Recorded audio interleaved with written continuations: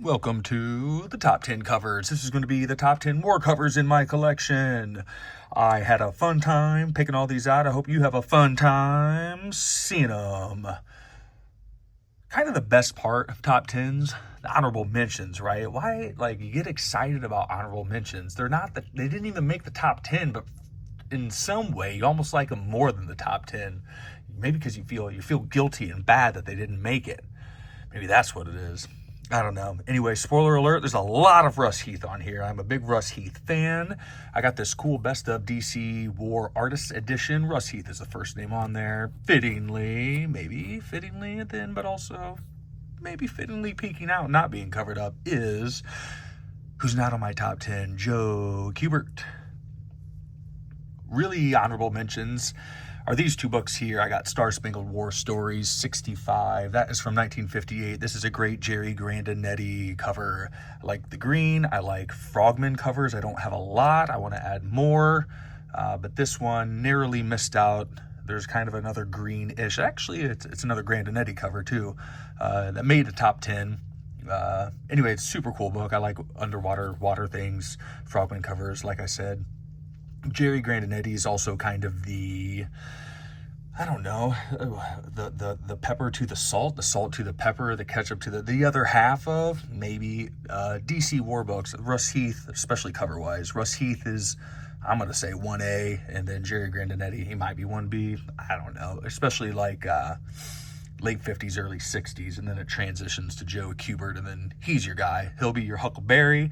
Then I also have this really cool, neat 1953 Joe Certa cover from Battle Stories number 8. And the coloring on this is super cool. It all kind of melds together. Yeah, it's cool stuff going on in the background.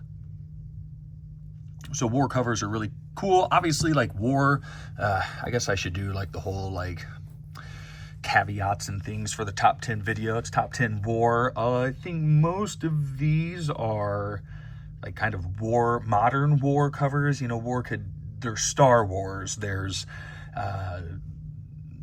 cavalry, horses and sword wars, medieval wars, I guess. So obviously it's a genre that can transcend lots of different things. I kind of stuck mainly to war. Also, I didn't want to do things that you could kind of squeeze into the genre. If there's a really cool, a Thor cover that's oh, this is war, the War of Asgard or whatever, or Secret Wars, stuff like that. I'm not counting that. That's a superhero cover. It's a superhero genre. It's not a war genre, so that's out. We might come into more caveats. These are from my collection. There are books that I'd like to add to this that could supplant some of these books I'm going to show and talk about, but this is what I have in my collection right now. It's all a snapshot in time, and they're all really cool. As you can already see, the two honorable mentions that I've shown. I have more honorable mentions because, like I said, honorable mentions are fun. These are... these are my two Joe Kubert selections. These are from 1973.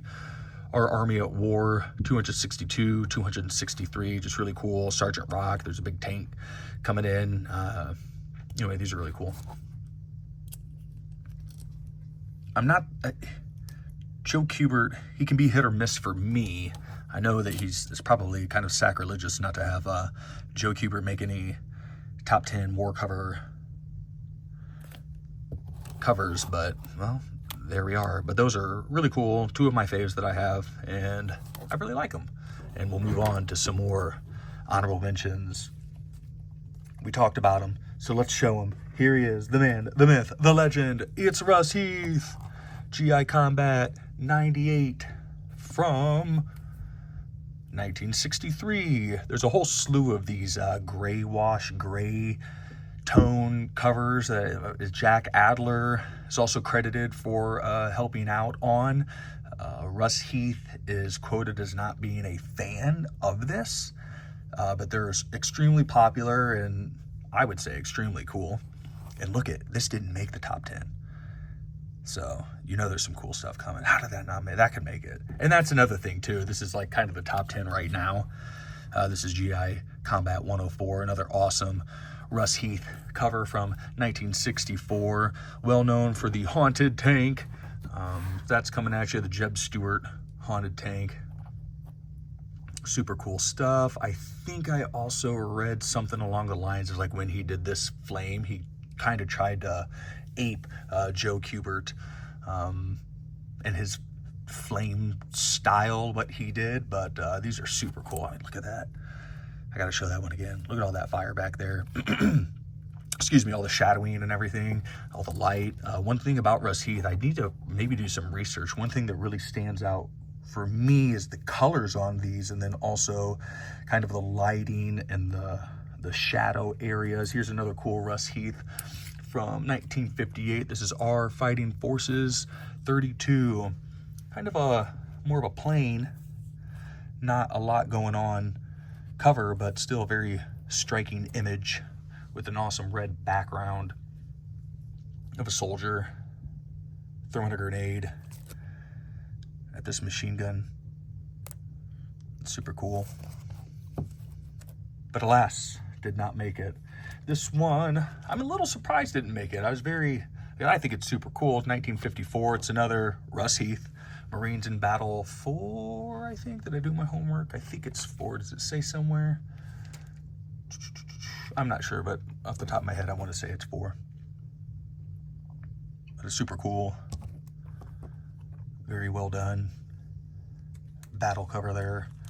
Flag going off in the sky. This is our first EC list here. Frontline Combat number 13. A very cool Wallace Wood cover. A bunch of soldiers being strafed, shot at by these biplanes. Got Zeppelins going down in the background. I got this on a really good deal. Another super cool war cover. Flamethrower covers are well known. Not well known, but anyway, people like them. I do too. They can be a bit, almost a little bit much to take in. Horrific. But a super cool cover. That's Battle 35 from 1954. That's another thing is, I think all of these are Korean War, 1950s Atlas. Well, I don't want to say Atlas, but just that era. 1950s. Some cool stuff so far. So those are my honorable mentions. So we're only going up from there. Saw a lot of Russ Heath. We'll go with some more Russ Heath from 1960. This very cool GI Combat 80. Some more of the flame and the colors, the other gray tone, grayscale, wash tone cover. Just really like the colors on this. It's kind of simple on some level. Not a lot going on, but very cool nonetheless. The purples, pinks of the guns coming out. Look at that. Whoa, very cool. Got more Russ Heath. Russ Heath is the man. 1954 War Comics 26. This is a very cool cover. Got a lot going on in the background here. Guy charging with that like very elongated, exaggerated, open mouth battle cry, battle yell. It's kind of a trope to some degree in war books. That big battle cry. It's another awesome. I like the colors on these too. Like I said, that's from 1954. Plane zooming in. That's the stuff I used to draw like in grade school with, not like that, but you know, planes going all across. You got tanks on the ground, soldiers going through. This is another 1954. This is a Navy action. Why do I feel like everything's number 4? No, this is number 2.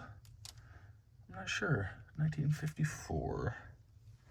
There's a couple Navy actions that I like. There's a cool green mostly underwater one. I don't have that one. I'm trying to find. Anyway, I think this is 2 or 4. But there's this really cool, we're just going to say, Storming the Beaches. And they're kind of this interesting way he decided to do the ship down here. It's almost like it has rhinestones, you know? Anyway.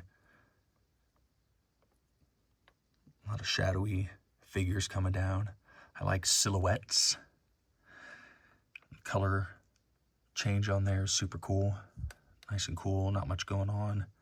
And then the action's getting hot down in the water. Wouldn't want to be there. Crazy stuff. This one was a surprise. This is from 1967. I just kept coming back to it. GI Combat 125. Kind of like when I talked about the coloring and the shadow and everything. I just kept coming back to this cover because I thought it was just really well done. The red background, this big imposing tank crushing the tree with the inside just lit up with the dark on the outside of the tree. It's just a very striking cover. This is another trope, like, he's obviously not alone, but kind of like the lone gunner against all odds. It's usually up against a tank. And this is a pretty cool one in that realm. There's so many more books I could have shown, just popping off in my head. Another cool thing that they do, I don't know if I have any, is they'll have like kind of like the point of view covers. So you'll be like, you know, the guy with the bazooka right very much in the foreground, and you're kind of like seeing it from their point of view. And that's another thing that they do a lot. Anyway, man, yeah, it's super cool. All right, moving on. This is an older one, 1954. This is the Jerry Grandinetti, the green cover one. This is kind of a well-known, more of a well-known book. I think more sought after. All-American Men of War, number 9, gas mask cover. There's not a ton of gas mask covers. That might be why. The coloring on it's really cool with all the greens, and obviously it's a very dramatic thing going on. Obviously it's soldier v soldier. Those are always pretty neat, like that Battle Stories 8.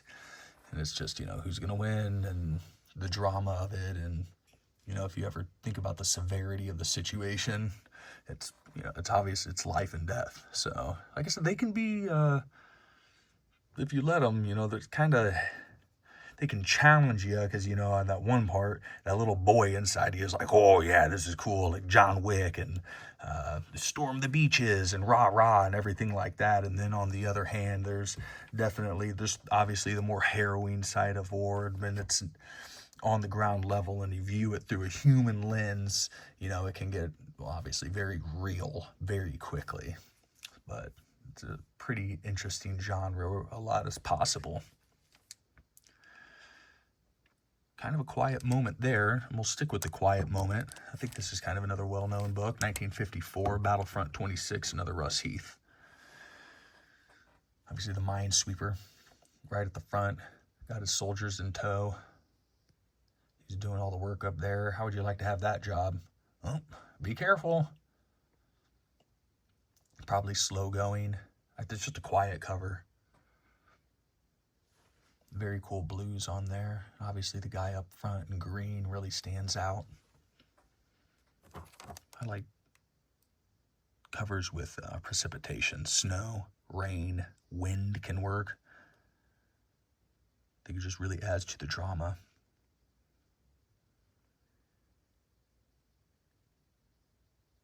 Super cool cover.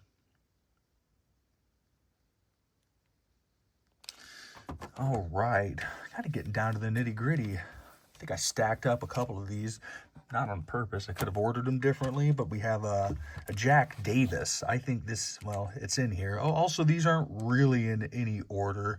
They're all super cool, so I would be hard pressed to order them and rank them, and they would change on a daily basis, probably, that sort of thing. But this is from 1952.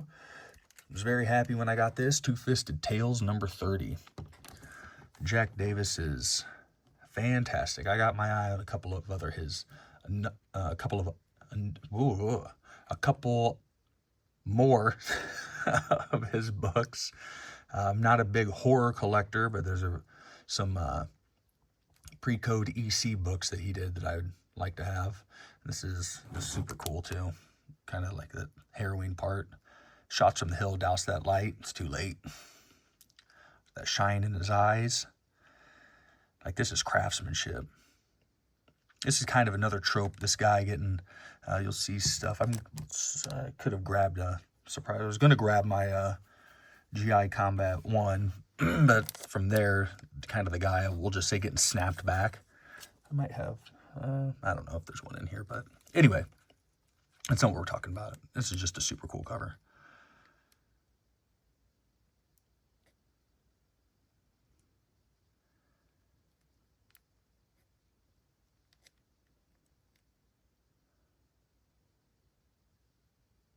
That cool?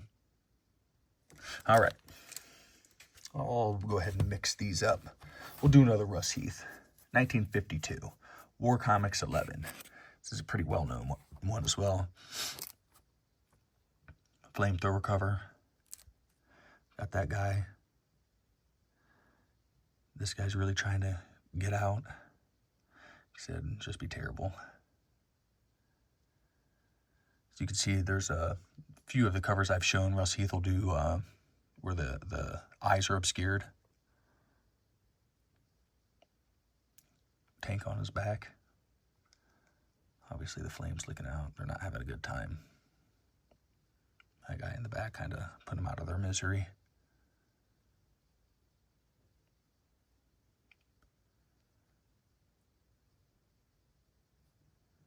See all the light coming up. Shadow on the helmets and on the uniforms, the fatigues. Really cool stuff. Well, you know. All right. And a guy who's very hit or miss for me, more often more hit than miss, or excuse me, more miss than hit, is Joe Maneely. I know he was very well regarded in some circles, but it's kind of on a more rare occasion that there will be a Joe Maneely cover that will speak to me, but this one does. This is War Combat. What number are you? I think this is like 30 something. Can I remember off the top of my head? No. It's from 1952. I did my homework. Does anybody see it? I don't see it. Here, look at this. Let's find out real quick. Anyway, this is one of the covers that I really like that he's done. Let's see. 1952.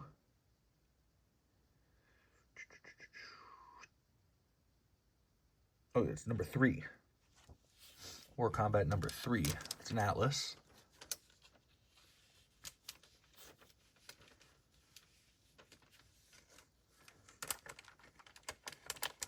I'm going to call this is kind of, these are kind of shifts from Schomburg, but not necessarily inspired by, but, you know, kind of a lot of action going on, but it's more up close. It's more serious than Schomburg, you know. Got the guy with the bullet hole in the helmet, guns smoking because it's done. That guy's not fighting anymore. Not floating in the water. You know, like I say, kind of the Schomburg action all over, but it's not as over the top. But it's still pretty extreme.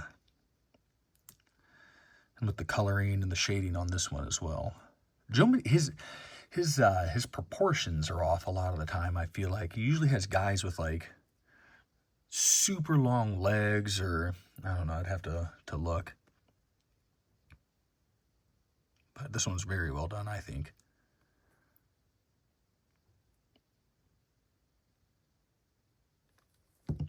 War Combat 3. And the last one, you know, it's a Russ Heath. from 1953, Battlefront 15, the Strangulation cover. Another really cool Russ Heath one, like I said, with the helmet obscuring the eyes and all the shadow, the lighting, the uplighting coming up. Heard somebody else kind of mention, it's definitely true, but it's one of those things where it doesn't care as, what'd you say? Drama doesn't get in the way of reality or something like that, with the light on this soldier's face and the light on, like, it's kind of like impossible how like he lights his work, but it, like I said, it doesn't matter. It doesn't take away from the power of the illustration. Anyway, look at that, man. I don't want to just gloss over it, and it's very neat too. It's always kind of cool. I don't necessarily want to say preferable. I was checking that one where they have this dark navy. It's a dark navy and not necessarily a black, and for some reason that, I don't know, it's just kind of neat. Maybe it's just a little bit different, and that's all it is. But anyway, it's a super cool cover. Good emotion on the faces too. Anyway, that's my top 10 war covers. This is going to be kind of a little bit of a series. We're going to do other top 10 covers in my collection. I hope you enjoy what you have seen. I hope you had a good time. And anyway, more books are on the way.